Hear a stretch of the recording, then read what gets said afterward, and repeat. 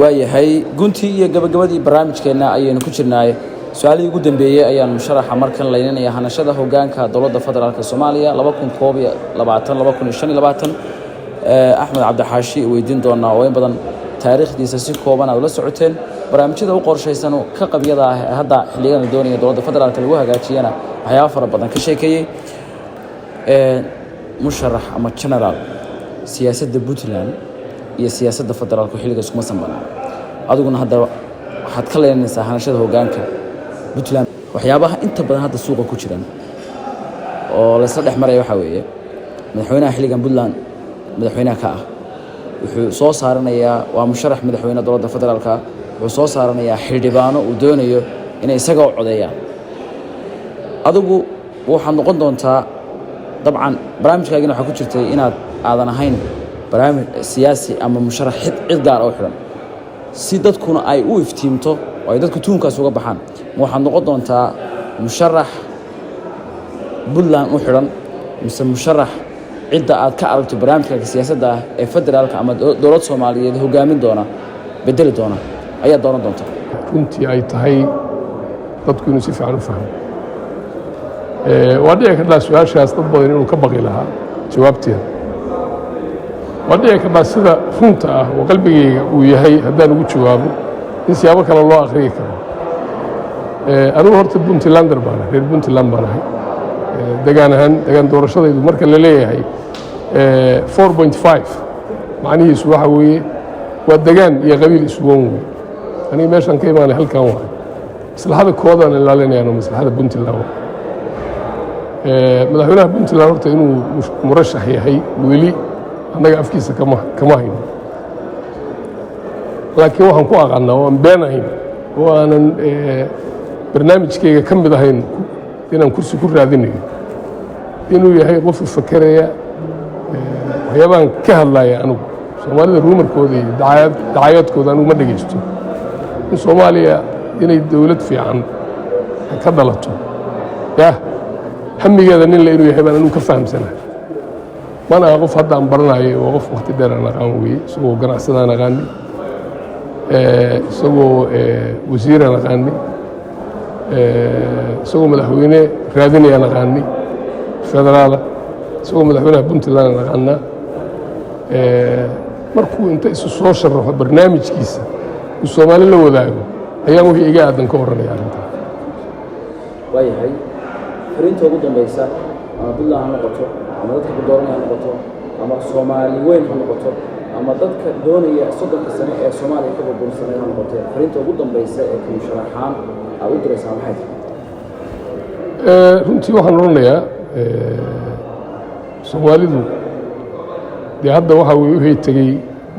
ma aaminsan inay soo noqonayaan laakiin waqti baa ku socda waqtiga inay ka faa'iideystaan waa kuu sheegay muhiimadda uu leeyahay baarlamaanka hadda baarlamaan baan ka hadlaynay baarlamaanku waa hay-adda keliya ee dalkan madaxweynahana ka muhiimsan waayo adiga iyo aabbaha baa muhiimsan qofkii ku dhalay adiga ifka ku keenay baa kaa muhiimsan inta laga gaarayo shacab doorta madaxweynaha ay rabaan waxa weeye madaxweynuhu waa parliamentarian baarlamaanka dooranaya ninkii ku doortay baa kaa muhiimsan hadduu shaqadiisa yaqaan marka waxaan lahaa baarlamaan fiican xula haddaad dalka u naxaysaan haddaad rabtaan 5 sano dambe inaad calaacashaan baarlamaankaasina ha noqdo baarlamaan garanaya waxa uu qabanaya baarlamaan priority ay u tahay dalkan inuu horey u socdo baarlamaan priority ay u tahay in constitution fiican la dhiso baarlamaan garanaya in dalkani faqriga ka baxayo dhibaatada iyo gaajada cadaaladna dadku helo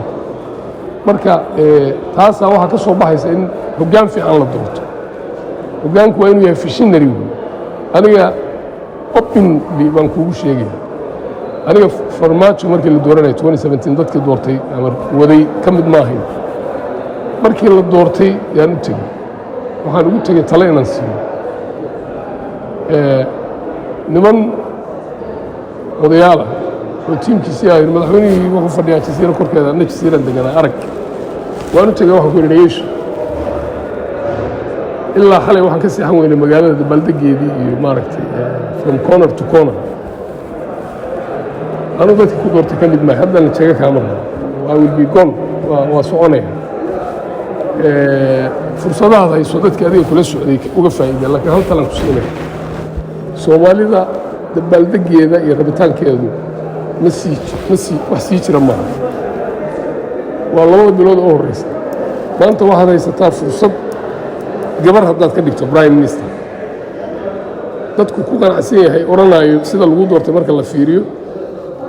ninkani waa fishinary madaxa buuxa gabadhan waxbuu ka dhex arkay aan wax hadal la gelin gabadha lagu ansixinayo iyaduna 17 gabdhood ka bineed haday la timaado iyadana lagu abduuf gareynayo laakiin haddaad fursadda koowaad lumiso oo qof aan lagu ganacsanayn prime minister ka dhigto asaguna wasiirada lagu ganacsanayn uu dhigo hadalkaaga iyo ficilkaagu hadday isla socon waayaan 2 bilood kadib waa laga qashacaya waxaaduna ma shaqaynaya marka fursaddaas ka faa'iidayso intaasaan ku yidhi haddee inuu ka faa'iidaysay inuusan ka faa'iidaysanna 5 sano wixii la qabtay unbaa noo caddaynaysa laakiin maxaa inuu ka faa'iidaystay baad aaminsantahay anigu inuusan ka faa'iidaysan baan aaminsanahay mana aha inaan dulmayo laakiin maxsuulkaa la fiiriyaa maanta meeshaan taaganahay baa la fiirinaya shalay meeshaan taaganahay marka waxaa la fiirinayaa markaan feer noqdo waxyaabo wax laga qabtay waa jira laakiin sidii aan rabay sidii dadka soomaalida ugu soo baxay oo u soo dhoweeyey wax ma loo qabtay adanka ugu celin lahaa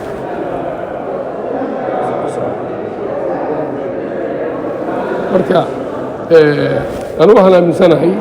5 sano wax badan baa la qaban karaa hadday tahay amniga hadday tahay siyaasadda hadday tahay horay in loo socdaan qabaa marka